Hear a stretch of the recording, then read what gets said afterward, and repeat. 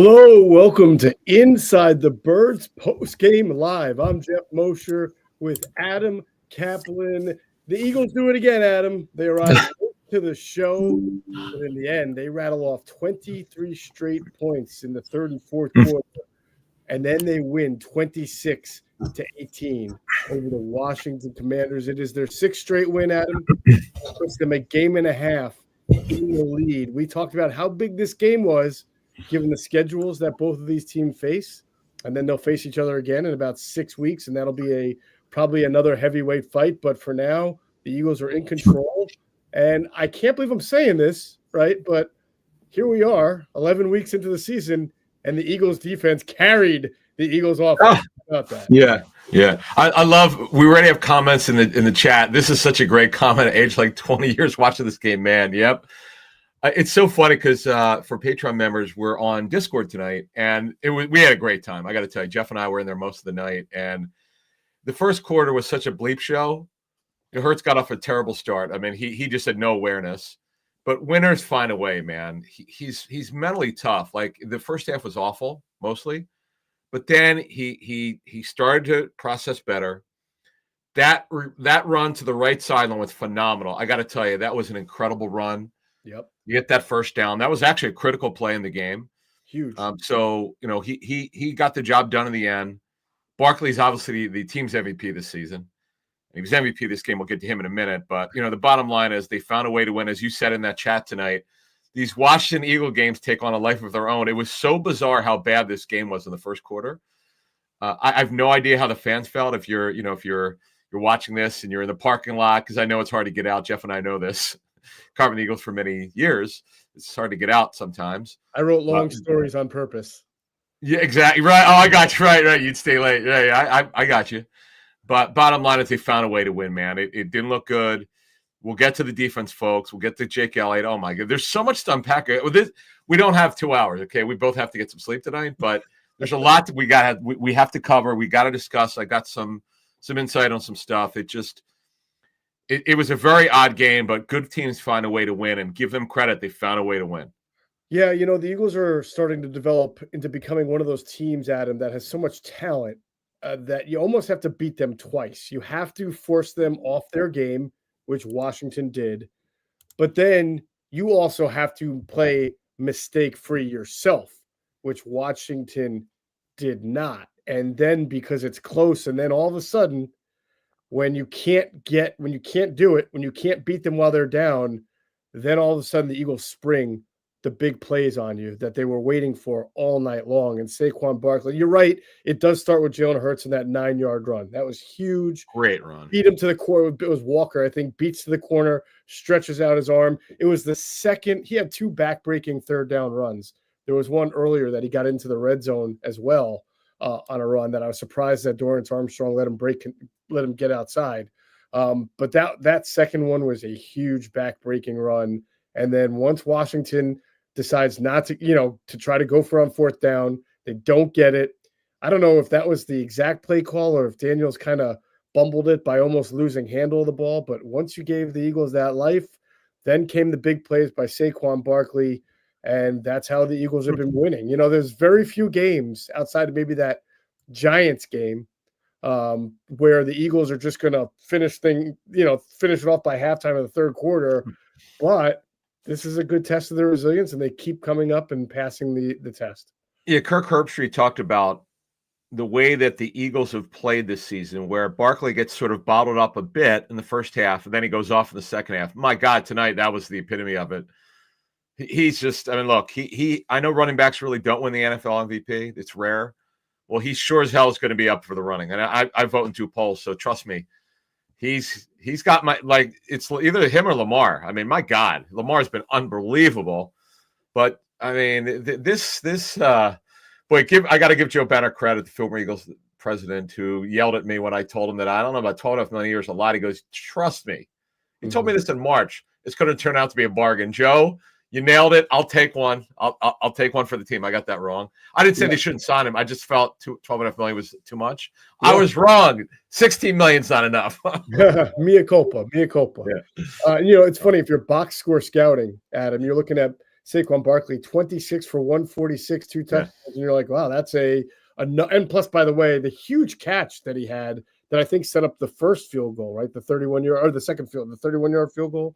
I think the catch set up. I'd have to go back and remember it. But either way, it was he was wide open, but he catches the ball again and makes a big play. If you look at the box score, you think, man, Barkley just dominated this game. But, you watch it with your eyes. For the better part of 3 quarters, Washington had him bottled up. Were frustrating. They wouldn't let him get a lane. But this is where it goes back to eventually, if you don't score against the Eagles and if you keep giving them chances, they're going to break one. I thought it was going to be in the passing game. I really did think A.J. Brown eventually was going to get one. They made it rough for him. That's fine. Devontae Smith, same thing. But then it became Barkley. It really started with Dallas Goedert, right? He got the big one. Then the fumble. Caplan jumps on it. That was huge. But eventually, those are the kind of plays, though, that you're going to give up against the Eagles. It's going to happen every game. And if you're just not good yourself offensively, then you don't have a chance. I'll say this on what you just said. As much as I think they ran the ball way too much in the first half, and I can't speak to what look, they possess the heck out of the football. I mean, they ran a ton of plays in the first half. Yeah, and obviously Hurts struggled, so I understand why maybe they wanted to run the ball a little bit more. But it is amazing when you're so committed to the run, and something happens in the second half with Barkley where you keep feeding him. 3 becomes 7, 7 becomes 20, and it just goes on and on. And then, by the way, good job by Hurts to check the ball down. I know as much as he doesn't want to do it, they did it. They threw the ball. He did throw the ball to Barkley, obviously, the huge play over the middle. It was actually really cool. I watched it on Prime Vision. It was really odd because back here in Philly, folks, if you're not from this market, we had the game on Fox, and then obviously nationally it was on Prime. And I had my phone open, so I was able to see that play break because you get the all 22 on Prime Vision. It's super cool. I gotta hook it up to my TV, but that was really cool. But just keeping going into the offense here. I just think that mentally you have to hang in there when it's not working. First half they were terrible. I mean, let's call it like it is. They were 100%. They were awful. Yeah. Barkley had 56 yards, but it was choppy. They were committed to giving him 15 for 56 at 3.7. A couple nice runs. He had a 9-yarder, but nothing special. Hurts, by the way, continues to run the ball well. I'll say it again. This is as best as he's looked the last few weeks since 2022, where he was incredible. So that's a good sign. Running with the ball. Yeah, absolutely. Yeah, running. Yeah, I didn't say passing. Hell no. But running it. He's running it really damn well. And again, you got to be mentally tough when you're not playing well. And he was. So I think what happens is, eventually, they're going to get this passing game going. Their timing's off. Jalen has to set his feet. There's some stuff, but I was able to see this on Prime Vision, so I could tell if you're watching TV, you can't see this. But Jalen had an overstride. His feet were spread too far apart. This is what Carson Wentz had. When you're not set up mechanically correct, he wasn't squared up sometimes. And sometimes he looked the wrong way. And I know in our chat tonight, people are in the first half. Everyone's bringing it up. Hey, listen, what is he looking at? I couldn't answer that. Only he knows. Mm-hmm. But thankfully, in the second half, for the Eagles' sake, he got himself together and finished off well. So good for him to be mentally tough. And the offense, in the end, it was about the running game. And as you said, and I want to make this point, Calcaterra also saved the day. My God, Goddard, what a great punch out by Quan Martin. But thankfully, I don't know how the hell Calcaterra, who didn't block well in the first half, by the way. I don't know how the hell he knew to be Johnny on the spot, but good for him. Yeah, very good awareness. And certainly, even though the Eagles were home, they didn't get the benefit of a couple of calls that could have gone their way. So it was really important that I think I said to our Patreon folks, whoever turns the ball over, I said this by the third quarter, if somebody turns the ball over, they're going to be in trouble because of the way the game was going. If he had turned the ball over there and you give Washington life, you don't know what happens. It's a 12-10 game at that point, I believe. Maybe even, yeah. And so that was big on Calcaterra. And I guess it wound up that there was one turnover. It was Washington, but the game was sort of falling away from them at that point anyway. Yes, they get the late touchdown and make it look a little closer, but to me, this game shouldn't have been close because and this is part of the whole, whenever the Eagles and Commanders play each other, there's going to be something that happens that you just can't predict. And that obviously tonight would have been Jake Elliott missing 2 field goals let's get to it. Go ahead. And an extra point. And I don't know what's going on. I know like Braden Mann, is Braden Mann not holding the ball right? I can't imagine Braden Mann all of a sudden 11 weeks into the season doesn't know how to hold the ball correctly. You could say the same thing about Jake Elliott. Well, what, does he just forget how to kick? But sometimes kickers do that. Sometimes they go through a little bit of a funk, and he is. They got to get it cleaned up, though. Hopefully that is just a one-game thing. But that really could have been Well, it's 2 games, really. It's 2 games in a way. One's just a missed field goal that was long. That was a long. He missed 2. No, he missed 2 last week. Oh, yeah, he did miss 2. That's right. Yeah, he's missed 5 kicks, 4 field goals, and an extra point the last 2 weeks. He's really off right now. In fact, the last extra point, I love that someone put on in our chat. They almost, I forget. It was really something like, I almost had a heart attack on that extra point that he actually made it, because it almost, you can hear Al Michaels in his call. I was like, oh, he almost missed the extra point. So let me explain. So we reported this at the time. So Tyler Brown, the specials coach, that's his title. Yeah, he was the one who, game, right? Yeah, he's the one who turned around Jake. When he got Jake in 21, they corrected the operation. It was the snap to the hold to the kick. They corrected. Jake became, obviously with Tucker, the 2 best kickers. Ironically, Tucker's not having a great year, but anyway, really until the last 2 games, it had been fine. And the 2 kicks he had missed, field goals he had missed, were 50 plus. But then he missed one last week, and now tonight was a disaster with the 2 field goals and the extra point. You're right, absolutely right. They have to get this fixed. It's a major problem. Man also had 1 bad punt tonight. Mm-hmm. But they've got to get this fixed. This is a major problem, because think about it, they left 7 points on the board. It's pretty amazing that somehow they still won and they still scored 26 points. But with that, we'll get to the defense in a couple of minutes. But offensively, at least they scored 23 in the second half. They did a much better job, and Barkley was the story, but the one black mark in this game was Jake Elliott. I don't know what the hell's. I don't know. I don't know why he's pushing it, and you could see he's in his head. It was. I felt bad for the. You want to shake the guy, dude. Just chill, relax. Yeah. Relax. Now all the misses have been the same, right? They've been a little bit pushed left.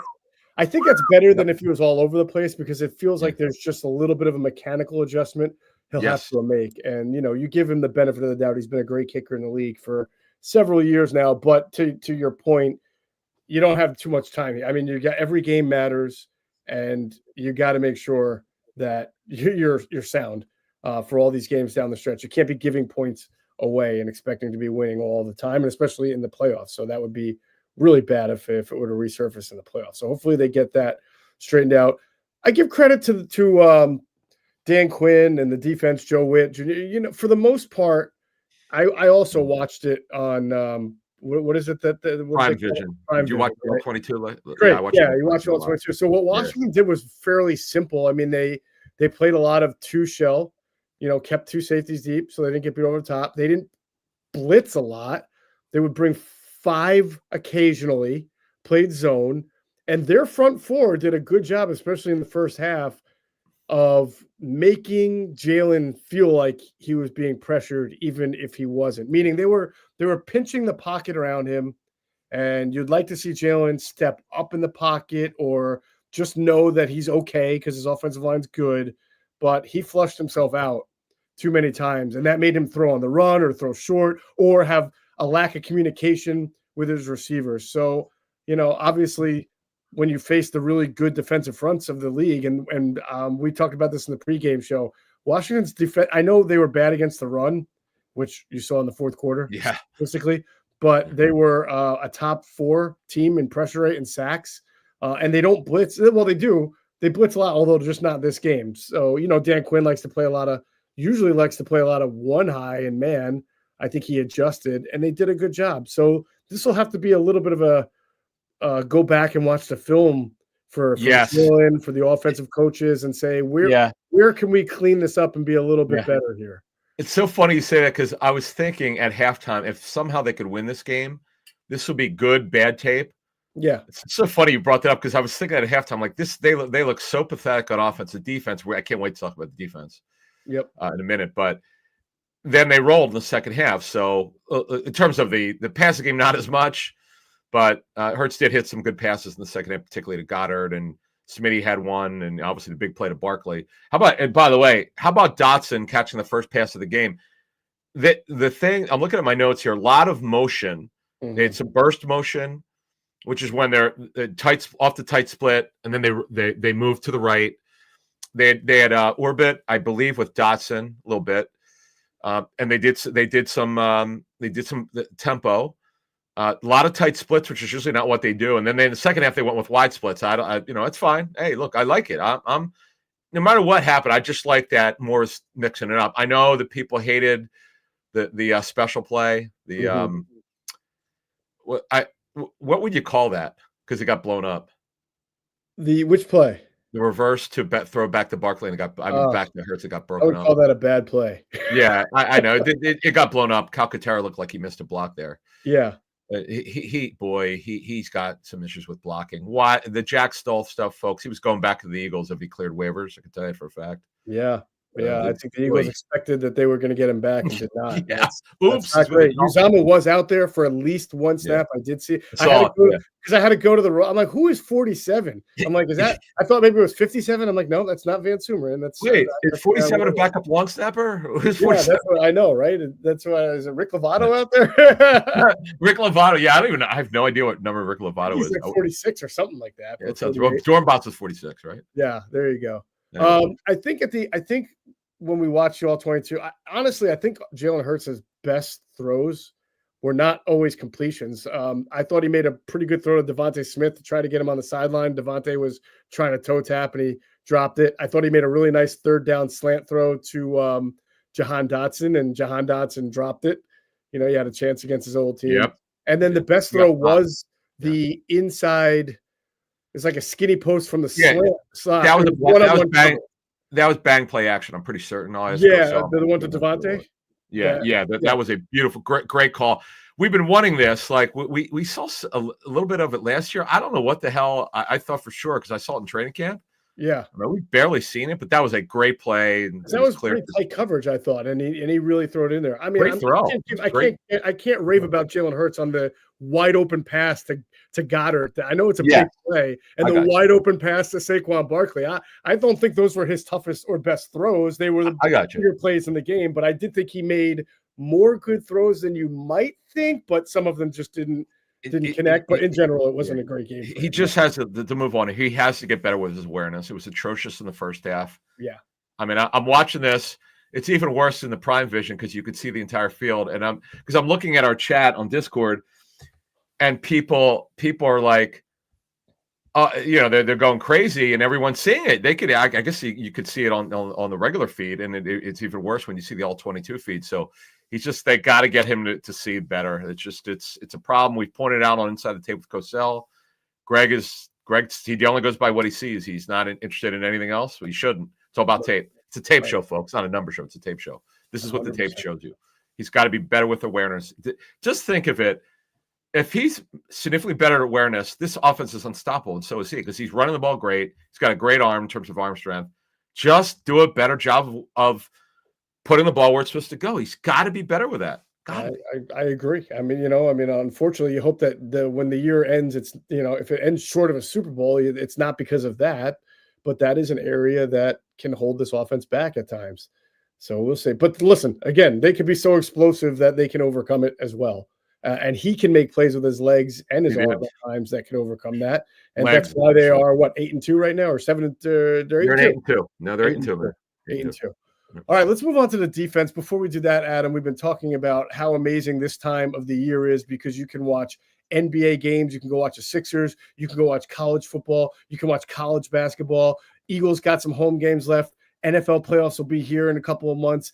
It's a great time to go watch live sporting events. And, of course, the holidays are always time to go watch some shows at your local theaters. And you can get tickets for all of these events using Game Time app and their great feature, Game Time Picks. It makes getting tickets to see your favorite teams play live even easier because Game Time Picks filters out the fluff to show you only the incredible deals on great seats. You don't have to waste time searching through thousands of tickets. I was actually on the Game Time app the other day, a couple of Christmas shows I saw going on. They've got the super deal. They have the amazing deal. They have all these tiers of deals that give you the best value for the show you're seeing in the arena that you're seeing it in. Of course, you are covered when you use Game Time app with the most flexible customer service policy in the ticketing industry, and that includes event cancellation protection and job loss protection, along with their lowest price guarantee, where Game Time will credit you 110% of the difference if you find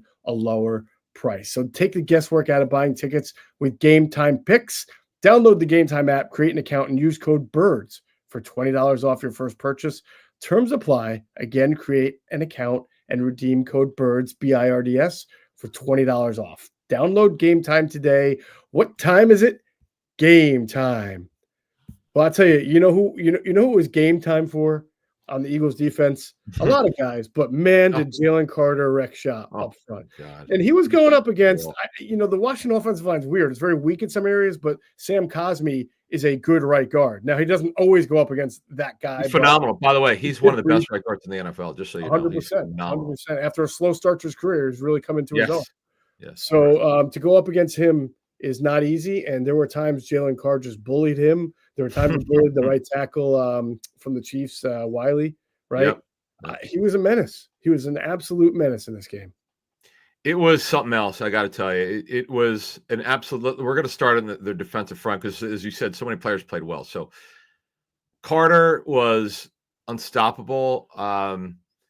See, this is – I know he only got credit for the one tackle for loss, but, folks, he blows plays up. I know that Brian Robinson had some good runs, but eventually they started slowing him down. Carter was amazing. Milton Williams, by the way, had the one injury as a foot injury. We don't know what it is, so we're not even going to speculate. So we'll see what happens. And, it's not a secret. They've been trying to get him signed to an extension. So I know it's Milton, and we'll see. I don't know the guy, but we'll see. I wonder what they usually seem to get one done by like Thanksgiving. Yeah. Well, I would put my money on Zach Bond if they could do it. Oh, God. But we'll get to him in a minute. The closer these guys get though to free agency, man, it's just it's if you can hang in there for 2 more months, right? I know. So Carter was phenomenal. Jordan Davis had some decent plays against the run, which has really been his deal this season. Mm-hmm. And then look, Ojomo, and unfortunately Ojomo had the bad penalty. That can't happen. So that's got to get cleaned up. Bryce Huff had a play tonight. We'll get to the edges right now. And then we'll get to the inside backers who are just unbelievable. This is just ridiculous what's happening with the inside backers in a great way.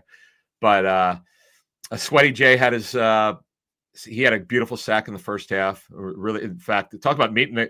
I love when players say, "I'll meet you at the quarterback." My God, it was him and a bunch of guys. Actually, Carter too, I think, was in on one of those big plays with Sweat. But Sweat had a very active game. Nolan Smith had a sack. It was good. He was quiet for a while, so that was good to see. BG had showed up tonight. Man, he had been quiet for a while. He had a really good game against the run last week. Yeah, he had a big play tonight. He had a big sack. That was good to see. Jalen Hunt actually had a strip on special teams. We should mention that. Who played crazy snaps last week? Even played very early in the game last week. That was pretty interesting. So Edges got the job done there. Played with a lot of discipline. The tackling overall was very good for the most part, with an asterisk. There were some plays where Blankenship missed. There were a couple whiffs tonight. But let me tell you, Zach Bond, I've covered this business, this team, almost 27 years. I've never seen anyone come out of nowhere like this. Maybe you could think of, maybe the fans can. Oh. That sustained it. He's unstoppable. Nakobe Dean, I call him Downhill Dean. That's my name for him now. He's so downhill. Yeah. And decisive. He's not getting killed in coverage much. Not getting, like we saw in training camp, where it's very concerning. They're an unbelievable tandem. By the way, not this year, but they can do it in March if they want. Once the season's over, he's eligible to be re-signed after the season. I'm not saying it'll happen, but it's but the Zach Bond stuff, he was everywhere tonight. Him and Slay, I think Slay got that was a huge play late in the game when him and Bond and Slay combined for that tackle. Yes. That was an unbelievable play by Bond recognition. You could see it on the All-20 on the Prime Vision. Was that the Jaden Daniels keeper on the right? Yes, to the right side. My eyes popped out of my head. I'm like that because you could see again. You could see it on that shot that they give you. Bond's diagnosing it. Is he going to get there? He got there. I can't believe it was Slay. I was like, wow. Yeah, go ahead. I think this is why Vic Fangio, yes, he took credit for saying we think he's an inside linebacker. Thank God he did. Right. But he also says we got lucky, right? And that's where I think that Vic couldn't have known. You can't know how well a guy is going. Oh, I know. Nobody can diagnose. Of course. You could say, like, physically, he looks like he could do it. He can go side to side. He can play downhill. He can drop. He has athletic. But the way, just as your point on the way he keys and diagnoses and sees the play as it's happening. And by the way, the first 2 weeks, he wasn't doing it that great. He couldn't see the cut blocks from Lindstrom against the Falcons, so he's made a ton of mental development improvement since the first 2 or 3 weeks of the season to already go with what Vic saw physically to make him a really impactful linebacker. That's really cool.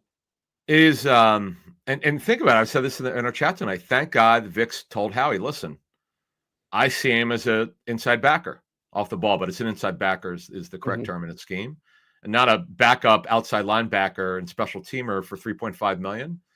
Think about, he wouldn't even think about this if Vic doesn't move him, right? The guy never plays. He would have had like 10 snaps a game. Yeah, and then you got Devin White out there. yeah. Oh God, right. One thing begets another, right? So yeah. My God, yes, you're right. Technically, they got lucky, but thank God Vic spoke up. And Howie wasn't going to block it. He's not going to tell Vic what to do. So it turned out to be a bargain, best bargain in the NFL right now at inside backer. We'll see what happens. Joe Banner, who of all people said to us last week on our interview with him, he said absolutely would resign him. I think both of us, our mouths dropped. We were like, wait, Joe, you're the problem with the inside backers. You didn't want to pay them. And he goes, no. They have to pay the guy. I'm like, okay. But so to move on here, those guys did a great job. What a tandem. Who the hell knew? I didn't see this in training camp. I'll be honest with you. No one did. And no one there saw this. So all we knew is what we said at the time. We had heard that he's playing with a lot of discipline. He doesn't make a lot of mental errors. That's the only good thing you could really say. Then it was fine. He clearly beat out White. We said that. In fact, when it wasn't sure what was going to happen, when they shut the reporters down, I said with Mike Gill, I said, if Zach Bond doesn't start, then clearly there's something going on we don't know about. And he started, and Devin White never played. So good for them. And then obviously the secondary, we'll get to DeJean in a minute, but Quinyon Mitchell on McLaurin, my God, this kid, give Howie credit. I'm going to say it early. They've got one here. Yeah. So, all right. So something caught my attention that I really want to talk to Greg about next time we do Inside the Tape. And I think Quinyon I think everybody in the back end really did a nice job. But there were a couple of times watching the all 22 version where they would show a replay of a Washington passing situation and they would freeze it. And what I noticed, what I think I noticed, and I really want to talk to Greg about, is that on a lot of these zone drops that everybody's taking, I think the leverages that the Eagles play with are really vital. When I say leverages, most people know there's inside leverage and outside leverage, and it's how the corner is aligned. Your butt's either outside or inside, and that's why it's called either inside or outside leverage. And what I saw a lot of was it's not necessarily you're providing the greatest man cover, but you are leveraging the receiver toward a safety or toward a sideline, and everybody's doing it in just the right way so that when Daniels drops back to pass, it's not like they're not open. It's just that he knows if he can't, there's not the window there to put it because of guys either being forced toward the safeties, right? Or toward the sidelines where it becomes a difficult throw unless you can really throw that out. And that's where the coverage came into play. And I remember last year, Adam, talking to a few people I know around the league who have a defensive background and trying to ask them what's wrong with the Eagles secondary. Everything. Why? And it came up to me, and we talked about this, but it's really hard when you can't give the visual. Yeah. But they kept saying they're not playing the right leverages in their calls that they're being called. It's like the call isn't bad. It's not that either Desai or Patricia is making a bad overall call. I kept being told it's the leverages that they're playing for the call. In other words, one time he would say, you have your outside corners forcing the receivers, their leverages inside to the safety, but you're only having one safety deep. So that means one guy is going to be open because the safety can only go. And now when they freeze it, I can see that it's very difficult to throw lead passes against the Eagles secondary, especially when the pass rush is coming on you, because their leverages look correct and technically sound. We'll get into it with Greg. I don't want to talk out of my ass. I am not a defensive coordinator, but I do know a few things, and this is what I was told last year that they were doing incorrectly. And I feel like this is a big thing that they've been doing better since week 1, 2, and 3, when they were giving so much cushion and they weren't sounding with their leverages. And that's a big part of playing defense. Well, within that, the communication is phenomenal. It's just that's Very been good. so evident. It's been majorly great. It was terrible last season. We know that for a fact. It was awful. This year, that it is amazing that with all the new players that they have, that the communication is as good as it is. It's a credit to the coaches, by the way, with the discipline. We call this we called last year's coaching group on defense was JV. Basically college. It's awful. It was just not put together well. Some of those guys are pretty good college coaches. It just was a bad pairing anyway. So this year it's great. The adults are in the room, so to speak, and it's pretty amazing. The defense is dominant, and Washington's a good football team. By the way, Daniels did not look right in the first half. I don't know if he was hurt. I definitely, I think when he tried to throw the ball more than 20 yards, he threw that one low to Noah Brown. He threw another one that he had a cut hand. They said at halftime his hand was. But I think this is before that. I think maybe he just can't put the full torque in because of the ribs. Perhaps? Yeah, maybe. I know you were saying that earlier off the air. Yeah, it could be. He looked bad. Eagles had a lot to do with that. You got to give the defense credit. The coaching's great. The execution by the players is great. Yep. Reed Blankenship had another big play. Another pick. They're starting to get turnovers, by the way. Jalen didn't turn it over. That's big. Yeah. And by the way, he's 42-19 as a quarterback in the regular season. That's pretty strong. Very strong. Very strong. And Nick Sirianni's winning record again keeps crazy. Yeah. People were joking that's why he must have known something about Jake Elliott. That's why he kept going for it on 4th down in those other games. Oh, yeah. Oh, is that right? I didn't see that. I love looking at the memes. It's there's just some funny crap out there, particularly with the Jaguars. We don't need to get into them, but it's just kind of funny. The Jaguar fans are so exasperated with what's going on with their offense. Yeah. But the memes out there. But look, let's move this along here. So defensively, let's get back to and close this. The defense is phenomenal. You got to give these guys credit. This is a huge win for this football team. Jalen with resilience to the second half after an awful first half. You got to be mentally tough. He's super mentally tough. That's a way to close by him. Barkley's NFL's runner-up to the MVP right now. At least he's my NFC MVP. I know there's not one, but he's the NFC Offensive Player of the Year for me right now. He's one of Howie's best signings. Howie's the king of free agency. This is one of his best ones. Yeah. Their line, by the way, did a good job, better job in the second half, giving them room to run. We're talking about Barkley. Jalen also ran the ball well. Thankfully, Dickerson's knee, when he bent it back, was not bad. He missed a little bit. Steen came in, but he's okay. Yep. We'll keep an eye on the Milton Williams situation with a foot. We don't know anything about it yet. But overall, this is a great team victory to come back like they did. I'm kind of stunned. Everyone in the chat tonight was saying, look, it looks like one of those games. Don't look good, looks ugly. But winning teams find a way. Last year, they choked. They would choke. I did get the feeling that the Eagles were going to pull it out, even when they were behind. When Washington went like 4 or 5 possessions without being able to score, I knew that was trouble for them. You have to score to beat the Eagles. They're on 7-0. That was the key. They're on 7-0. Yeah. So, but yeah, that pony package, by the way, which I haven't watched a whole lot of Washington, so I didn't know that they used that. Yeah. That was a pretty effective package for them at times, and they got them their first touchdown. But they just, if you don't get the ball to Terry McLaurin, you're not going to score a lot of points, and they did not. I think they got 0. Did he get 0 targets? Is that what he finished with? No, he had 1 catch on 2 targets. Zach was great. He had that unbelievable catch of the 2-pointer late. Look, they did struggle in the first half with Brian Robinson a bit. They gave. I know it may not show at the average per carry, but if you watched when they got out of gaps, they missed some tackles. Yep. But the cool thing is they cleaned it up. Look, you're not going to be perfect. I mean, let's call it like it is. You're not going to be perfect. This is it's a great team win, man. This is one where you go, okay. as we said earlier, there's some bad tape that they had the first half on both sides of the football, particularly offense. Mm-hmm. They'll clean it up. They got to reach Hurts. He's got to get rid of the football. He's got to see the field better. I'm telling you, this offense could be the best of the National Football League if Jalen can get himself together with his awareness of his field vision. Has just got to improve, but he's got everything else. He's got the NFL's best offensive line. Detroit's right up there. Mm-hmm. But look, their schedule, by the way, their schedule is going to get harder. Yeah. I mean, not hard. Well, the Rams are good. I know the Rams laid an egg, but the Dolphins play their best defense of the season. The Rams are very loaded. Well, the Rams are formidable. Yeah, they're definitely yeah. better than the Jaguars or the Giants or hell yeah. Yeah.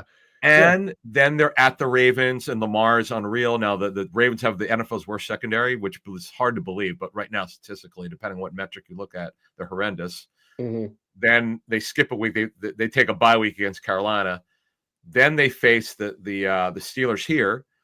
Then they're at Washington, as Buddy Ryan would call them, for the rematch. And then it's the Cowpokes come to Philly and the Giants come to Philly. As Kirk Herbstreit said, 3 out of their final 4. No, 4 out of their final 5 are at home. Holy shoot! Yeah, wow. That'll be helpful. You mentioned the Panthers, right? They're I said they called it a bye week or a week off. Yeah. Oh, that's right, the bye week against the Panthers, right? Yeah. So, absolutely. They'll have to continue to keep up. And as we've mentioned, Washington's schedule gets pretty easy. They've got Tennessee, they have the Saints, and the Cowboys up next for them. So no letting down for the Eagles here as they get a big win, but then they got to move on and keep the wins coming. That is going to do it. We'll have a whole lot of this game covered. And of course, next week we'll have our normal Inside the Birds coverage from Inside the Birds and Q&A and Gun on One and Inside the Tape with Greg Cosell. We sandwiched it all into 4 days this week, but oh my God, folks, we get to spread it out. The most content I think in the history in the 7 years of our company. Hey, thank you very much for the hard work you put together, man. Yes. You cut. Geoff handles all the video, cutting it up. Oh, me? I thought you were thanking our viewers. No, I'm thanking you, brother. Thank you. We thank our viewers, of course, but but I just wanted people to understand how much Geoff does for our company. It's unbelievable. Thank you. And we got a really cool interview for Patreon coming, which will probably drop Wednesday on we're gonna educate you on injuries on Patreon, folks. We got something coming. And then we're efforting something pretty cool for the Ask an Eagle. We'll let you know when we nail it down. So anyway, great show. What a game. I'm kind of blown away by how they finished. And they're a second half team like no other, man. I got to look this up. I wonder who the best second half teams are of games. They got to be one of them. Well, if you're going to be the worst first quarter team in NFL history, then you might as well be one of the greatest second half teams in the league. One of the best in 22. Were they the best in NFL history in the second quarter? Second quarter. Yeah, they set a record for second quarter scoring. Yeah. I don't understand. I think they did it by week 7. It was ridiculous. Anyway, good stuff. All right. Excellent. So stay with us on Inside the Birds all throughout the end of this week and next week. It's going to be a blast until next Sunday when we're back at it at the postgame show for Eagles Rams. That'll be another good game. That's going to do it for Inside the Birds postgame. For Adam Caplan, I'm Geoff Mosher. We'll catch you on the next one.